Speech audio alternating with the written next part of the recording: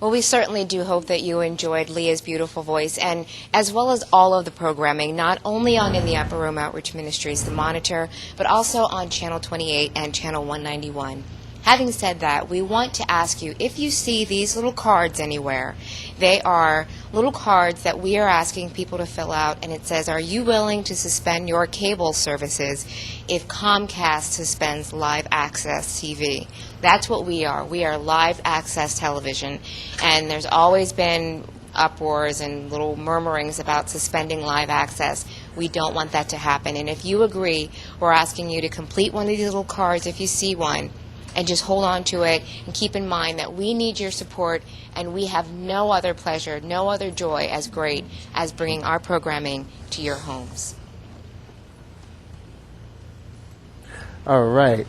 Well, thank you, Shauna. Thank you for doing that.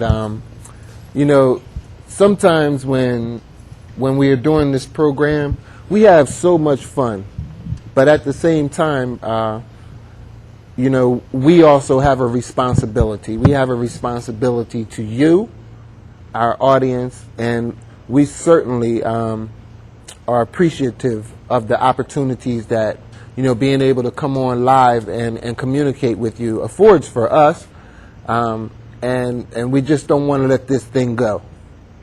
And we will settle for no less than victory.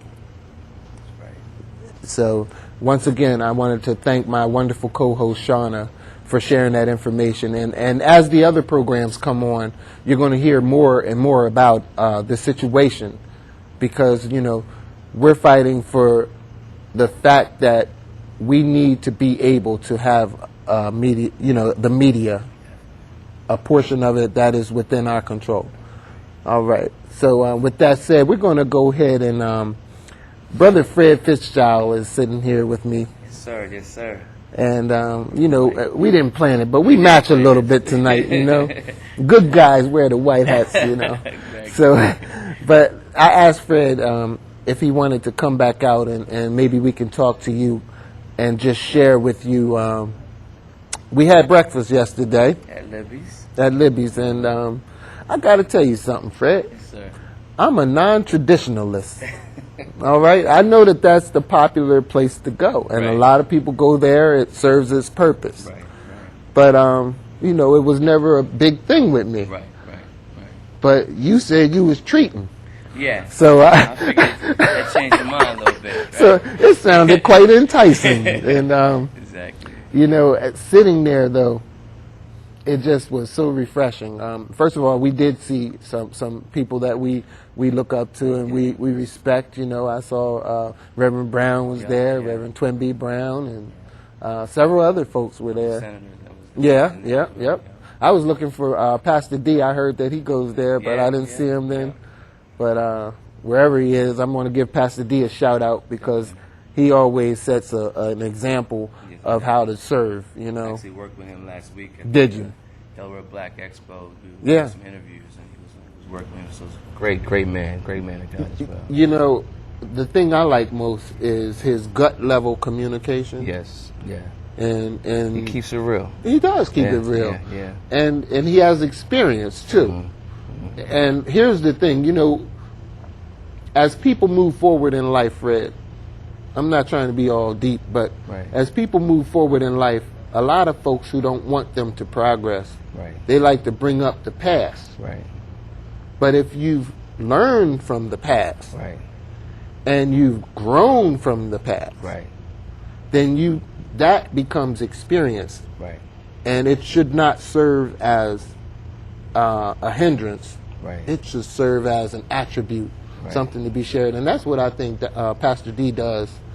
And you know, I was talking to you, and I know I'm talking a lot, but I want you to weigh in It's on okay, it. yeah.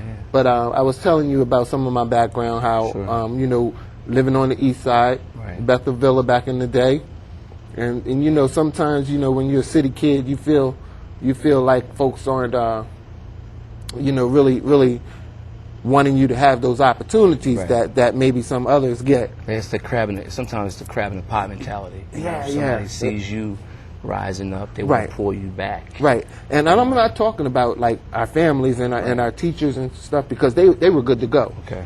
but I'm talking about those in industry. Right. You know, they're looking for a pedigree. You know Certain what I mean? type person. Yeah. You got to be a certain right, zone. Right, and then you know we were talking about how barriers are set. Sure. Yeah. They're predetermined. Right. It has nothing to do with the meritocracy. Right. A lot of it is a caste system, Sure. where if your parents were not of a certain